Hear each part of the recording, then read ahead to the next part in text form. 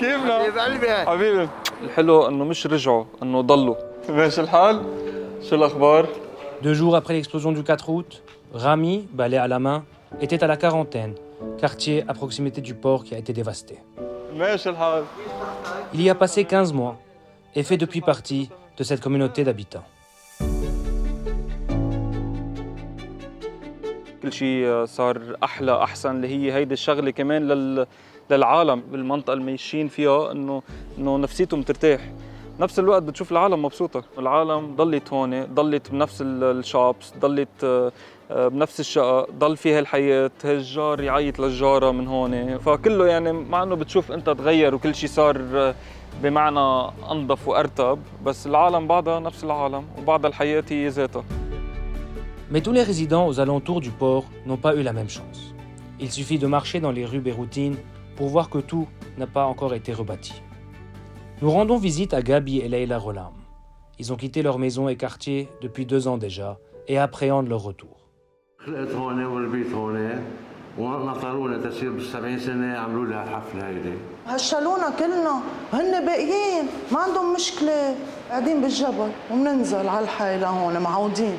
يعني ما بنحب نترك هون صراحه، يعني اجوا عمروا كل شيء، يعني البواب شبابيك البنايه من برا دعموها حيطان، تاخير عم بيصير انه كل شيء من جوا نحن بدنا نعمله. شو قدرتنا نعمل بنعمل. انه عم نعمل شوي مبسوط ارجع على بيتي، بس ما بتخيل ارجع الاحوال السياسيه بدها تضلها هيك، ولا ممكن لو رجعت ماني مبسوط. يعني عم نعمل بيتنا مبسوطين وكل شيء، بس بعد عندي خوف. Nous partons à la rencontre de Yasmine, architecte et habitante du quartier de Gemaizé depuis sa naissance. Spécialiste du patrimoine, elle suit de près l'évolution urbaine de la région et les efforts de reconstruction. La crise économique n'a pas du tout aidé. 99% des rénovations se font en dollars.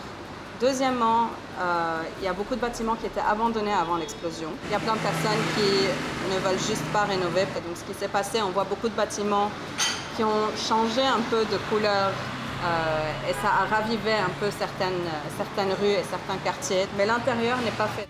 L'administration du patrimoine urbain est également complexe.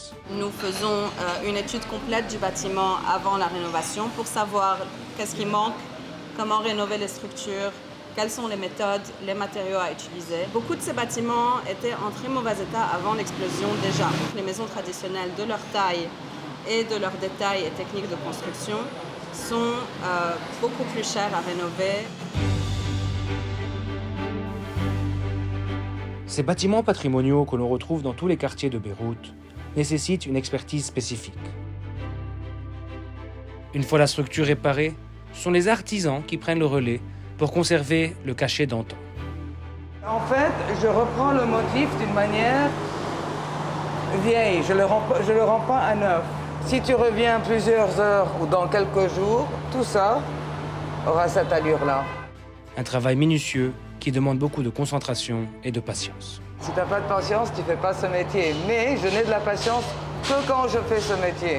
Karen a déjà travaillé sur 3 maisons traditionnelles endommagées par l'explosion du 4 août. Elle nous fait visiter un autre chantier plus complexe sur lequel elle a travaillé rue Gouraud. Toutes ces maisons ne sont pas aussi luxueuses que celle-là et aussi compliquées que celle-là. Comme dans la maison précédente où on était, ce n'est pas un budget énorme pour garder quelque chose de tellement beau. Il faut le temps, il faut entraîner des gens, il faut leur apprendre. C'est un travail qui ne va pas vite. Je crois qu'il y a eu beaucoup de progrès qui ont été faits. Je crois qu'il y a eu beaucoup d'aide, je crois qu'il y a beaucoup de bonne volonté, je crois qu'il y a plein de gens qui veulent apprendre. Il ne faut pas fermer et dire non, on n'a pas les moyens, on ne peut pas faire. Beaucoup de progrès, beaucoup de reconstruction, mais les bâtiments détruits sont encore apparents.